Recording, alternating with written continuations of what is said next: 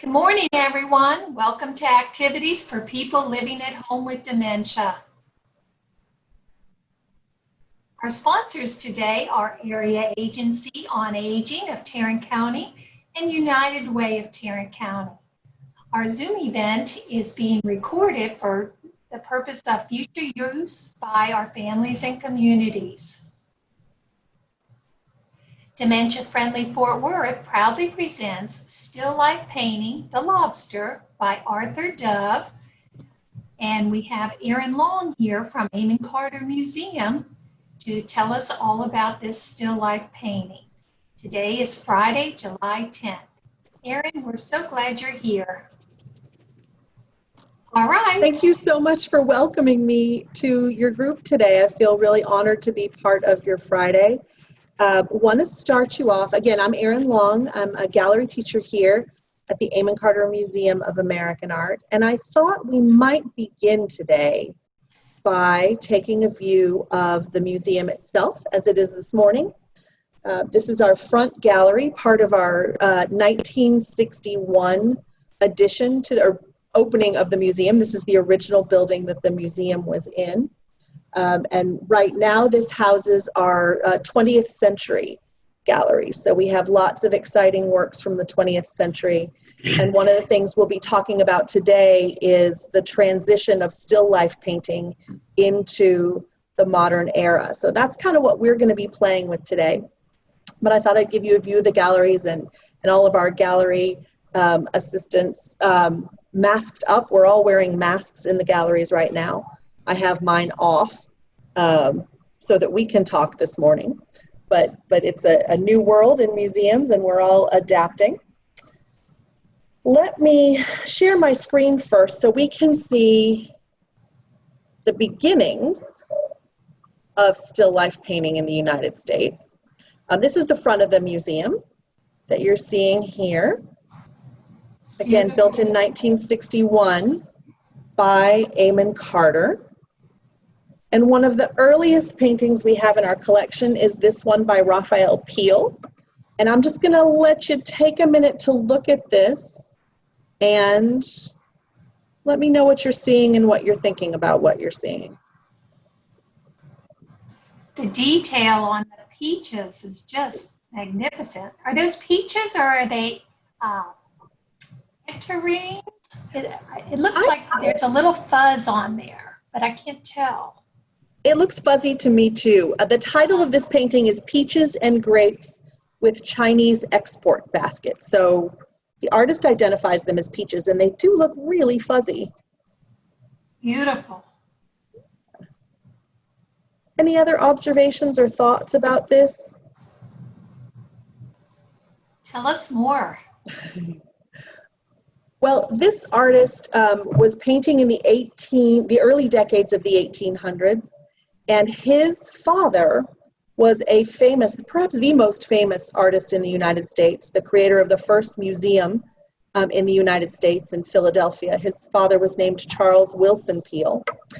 He named almost all of his children after inventors and artists from the Renaissance period. And so here we have Raphael, and Raphael was painting these still lifes at a time when this was the least important kind of painting there was, at least according to Charles Willson Peale.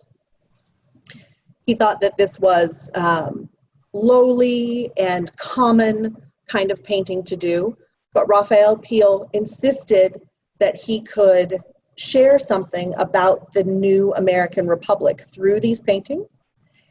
And what you need to know about the Peale family is that they had greenhouses that were heated in Philadelphia at a time when even most homes were heated only by a simple kitchen fireplace.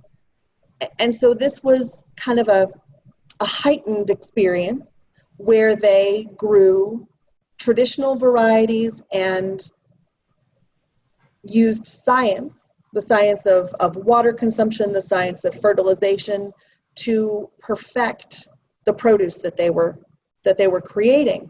So this is a sign of both wealth and luxury.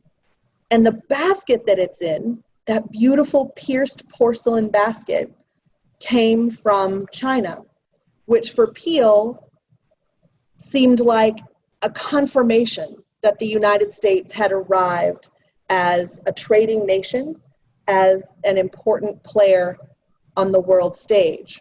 So he's not just sharing these juicy, delicious peaches with us, he's making a commentary about the abundance and the wealth of the United States. So that's one of the things he is working with. Very traditional. Anything you'd like to add about this? I'm curious about your reactions to the surface and the background that these objects are sitting on. What are you noticing about that? I have a hard time seeing much of a difference between the table and the wall. Excellent observation. Yeah, both of them are really neutral colors. There's nothing about either of these things that distinguishes them as important in the painting. They're just a place for these fruits and basket to rest. Mm-hmm. And that's going to be important when we move a century later and look at our main focus today. Mm-hmm. This is the same kind of painting, this same lowly still life painting that Charles Willson Peale talked about. Ooh. And I'm going to zoom us in a little bit. Do y'all feel comfortable with that? Be great. Okay. You may feel a little seasick as this camera moves us in. Okay, so I'm going to start there. This is by a man named Arthur Dove, and he's painting in 1907. He starts this painting in 1907 and finishes it in Paris in 1908. So he's an American artist working away from the United States. He's in Paris with the fauves, the wild people of art at that time. And when he's painting this, they are applauding and enjoying what he's doing. So I'm going to let us take a quick look, thinking about the painting from a century before. This is really different. I'm going to bring us in closer.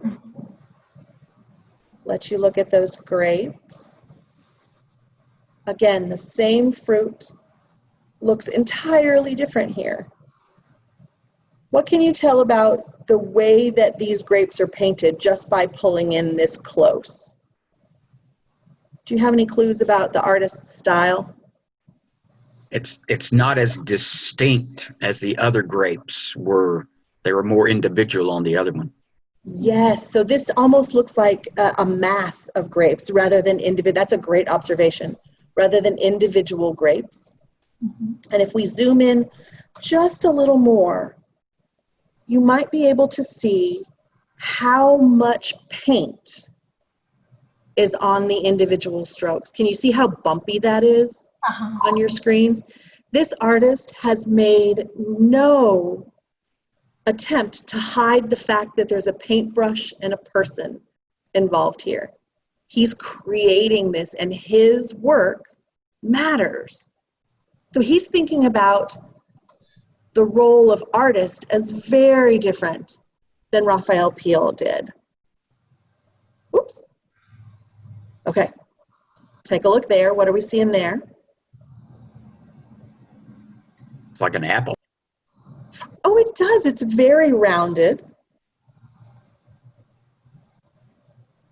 We'll pull back in just a second and look at that in the larger context. We do have what looks like some peaches here, and even, sorry if I'm making anyone seasick, my apologies. There we go. And even a head of lettuce, which while we're this close, looks just like some green lines or some material piled up there. What he's painting for us there is a whole head of lettuce. So I'm going to pull back away. Is that a lobster in the dish in front? It is a lobster. Good job, Patrick. I didn't even realize that. I was so focused on the inner part. I didn't see the claws. Yeah, it's hard when we're so close looking at the small details of the artist's brush. But we do have this lobster sitting in a dish here. And I always ask my students what you know for sure about that lobster based on what you see here. It's dead. Yes, exactly. You know, it kind of looks like wallpaper behind that thing. I have a question for you. What made you think it was wallpaper rather than actual plants in a garden? Just the way it looks. Yes, you are absolutely right. We believe that this is a table in a parlor with this fancy, fancy French wallpaper behind it. So these tangles of vines and flowers, and that pink flower there almost looks like a rose to me. Are you guys seeing that? That's what I thought too. Yeah, and it's hard to distinguish. It looks so florid and beautiful and colorful that I almost want to think it's out in a garden. But we believe this is an interior scene, and I want to show you where the artist gets cute with us. I'm going to zoom in really quickly. What do you see? Squirrel. Yes! So he's included a little squirrel here, which kind of implies that we're outside, but again, we believe that we're inside. And I saw something the other day that I've worked with this painting for 18 years, had never seen this creature in the upper right-hand corner. The Do you see this? mouse. It looks like a mouse or a bird. Someone pointed that out to me the other day, and I have looked at this painting every day for 18 years, never saw it. So that's one of the beauties of having a chance to see these objects over and over again, is that you see something new every single time. So again, this is Arthur Dove, 1907. What are things like in 1907? What are people thinking about, worrying about? There's no electricity. There is. In most homes in the United States, there's no electricity available. Indoor plumbing is scarce, even in 1907. So based on that, what kind of home do you think we're looking at here? Looking at what's on the table. Pretty Go ahead. upscale home. Upper class. Yes. Class. Yeah. What are you seeing that leads you down that path? The The lobster. Yeah, And the wallpaper. we've got lobster, and we've got a highly decorated interior room. And I don't know about you, but that picture on the right-hand side of the painting looks pretty substantial. It looks like a pretty fine piece of pottery. So we have a lot going on here. And I also want you to notice the composition, the way that Arthur Dove arranged these objects to paint. So he's gathered them very closely, just like Raphael Peale did. They're gathered in the center of the table, and the artist is focused on creating something kind of a pleasing mass. And it looks like I'm closer than I am. Don't get worried about the painting. So I'm about 2 feet away from the painting. But we're seeing almost this triangle of objects on a table. So he's arranged it really carefully to make it a pleasing thing for us. And he's focused really closely on the table, ooh, sorry about that, in a way that Raphael Peale didn't. I want you to look at this beautiful tablecloth and the way he created the colors. So I'm going to zoom us in. What colors are you noticing in this white tablecloth? Little That's pink, blue. little Yeah. blue. Yep. Lots of pink. What are you seeing, Janet? Pink? Yep. pinks and blues and aquas, and even a little bit of mauve there. So he's creating this white color with these broad strokes of paint. And again, he's not hiding that he's the one doing this. The artist is present in this painting in a way that Raphael Peale didn't want to be present. He wanted to remove himself and almost create a camera-like approach. So what's happened in the intervening years between Peale and Dove is that we now have photography as a practice in the United States. You can go to the store and buy a camera and buy film. And so the act of making a painting that looks real is something that a camera can do. And so the role of the artist is changing. We're seeing their presence in the works of art.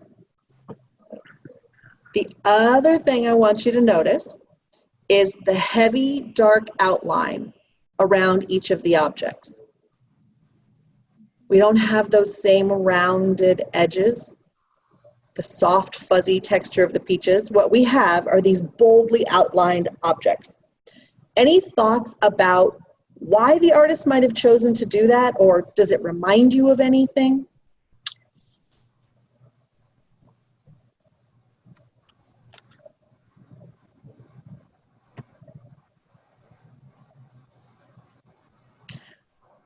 Our students often talk about comics when they look at this. Think Peanuts or Beetle Bailey in the newspaper. These bold edges really highlight each object and almost flatten them out. I don't know, does this look two-dimensional to you or more three-dimensional? Yeah, that's more two. Yeah, it really is. It kind of flattens out the space a little bit, which makes us question how deep this garden is. Yeah, you don't have the shadows. You don't have the shadows that the other one did. Absolutely. So this is a much less realistic work of art. We're not concerned about shadow. We do see that roundness in things that was present in the other one. But this is really designed to be a flat space so that we don't know exactly how far back it goes, which I think is really interesting. All right. Questions before we move on to our activity?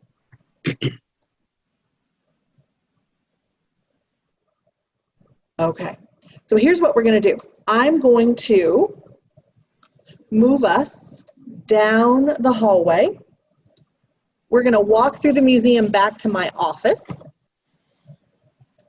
And it's going to be kind of wobbly for a second.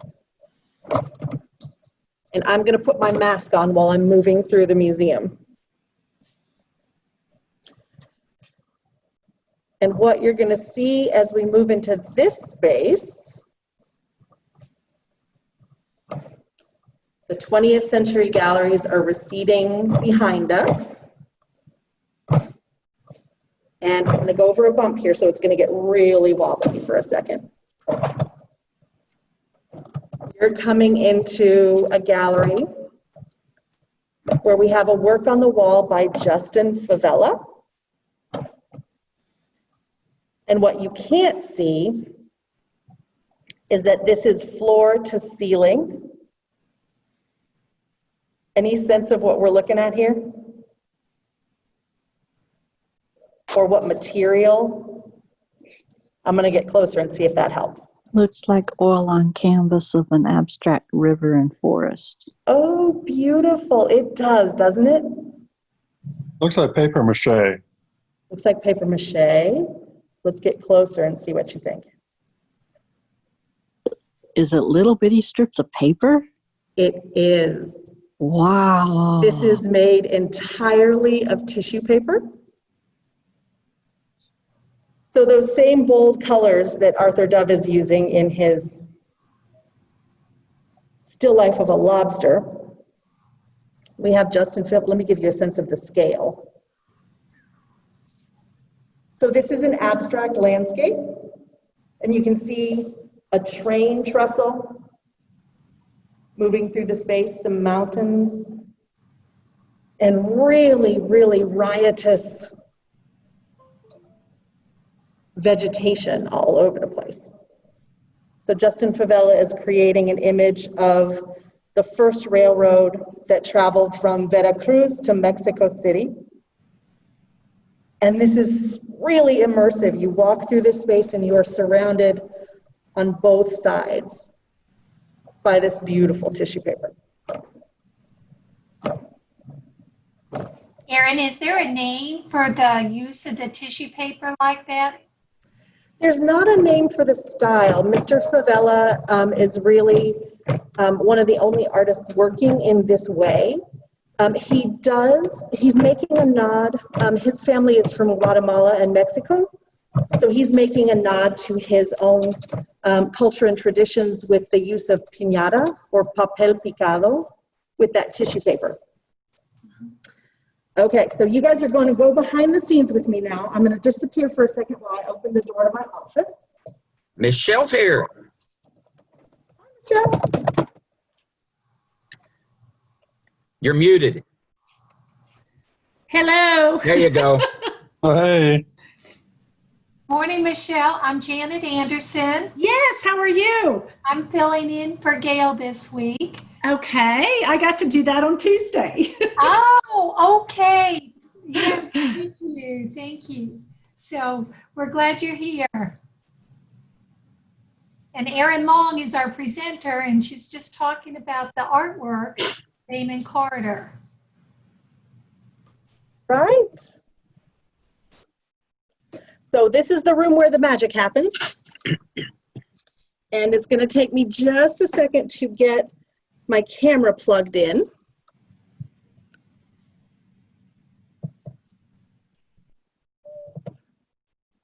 There we go. And I'm going to change to a document camera so that you can see my hands at work. There we go. Can you see my equipment here? Yep. Okay. All right. So one of the things we had talked about,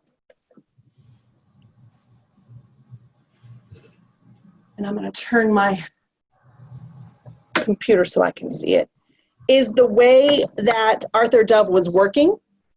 And so if you'd like to participate, you might grab a pencil, a writing surface, some color if you have it.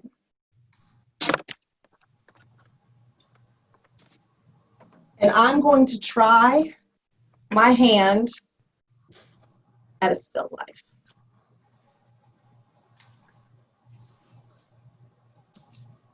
So I turn my light on.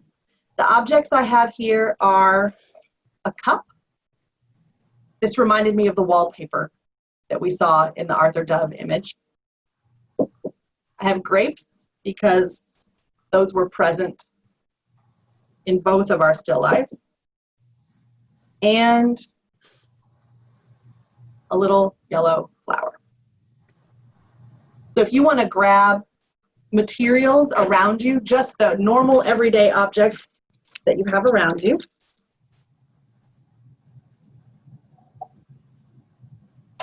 And if you'll forgive me, I've never worked on a surface like this before. So this is brand new for me. I'm going to start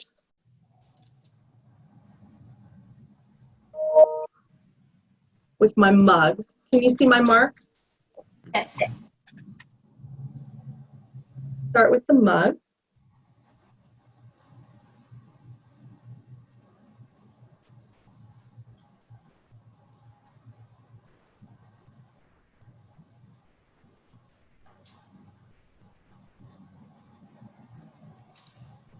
That handle looks a little more like an ear than a handle, doesn't it?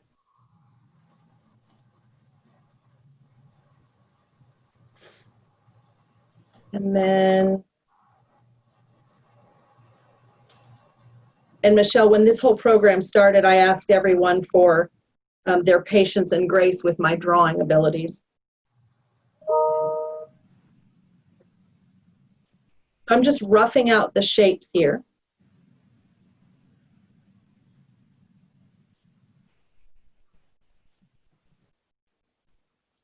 How are we doing on time, Janet?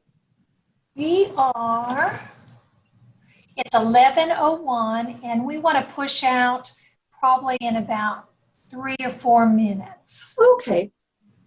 So I won't spend much time on color here. But what I wanted you to notice in your own work is how that addition of a bold black outline changes your own drawing. And this was something that was really a revelation. We did this activity with older students, and they were used to the idea of drawing and sketching. Some of them were really nervous about making marks on paper in public. And I also get real nervous about that. So I notice the stripes inside of my cup.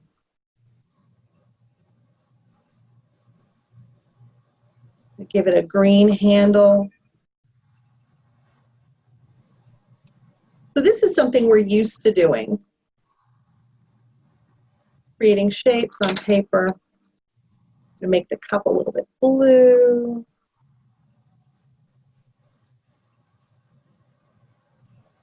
That looks wonderful, Erin. Thank you for the support, Janet. I'm feeling very nervous about this right now. Oh, you're doing great. Okay, so we have these beautiful things. I'm going to add a little heaviness to the bottom of the grapes because my light is coming from the top and they're shadowed underneath. Okay, so what I have here is, let me see if I can get it in the frame. This is a China marker. It's a really waxy crayon that is used to make marks on porcelain or china. This is why it carries that name. I believe this one is made in the United States. So this is really about what the purpose of the marker is. And what I'm going to do is I'm going to lay down these heavy, heavy black lines so you can see how it changes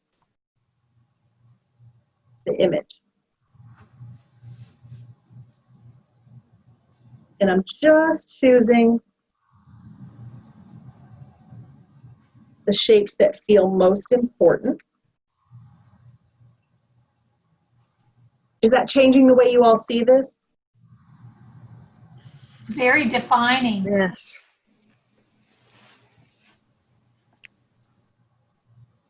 And students love these mark makers because it reacts really differently with paper than the implements that they're used to.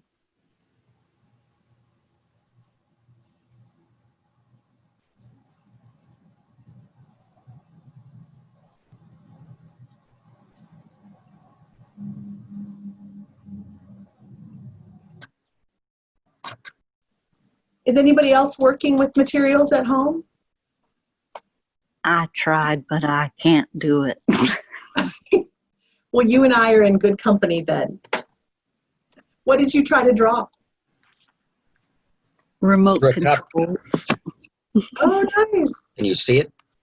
Lift it just a little bit. Oh, that's beautiful. So you were drawing my still life. Yep. Your grapes are much better than mine. Well done. I drew my coffee cup. Lee. Yours looks more enticing than mine. Yes, but yours is full of coffee, so I like yours better. There's my remote controls. That's a beautiful, what a great choice to draw your remote control. I think that's a perfect choice. Everyday item. Good job. So are we still okay on time? Do I have time to say goodbye?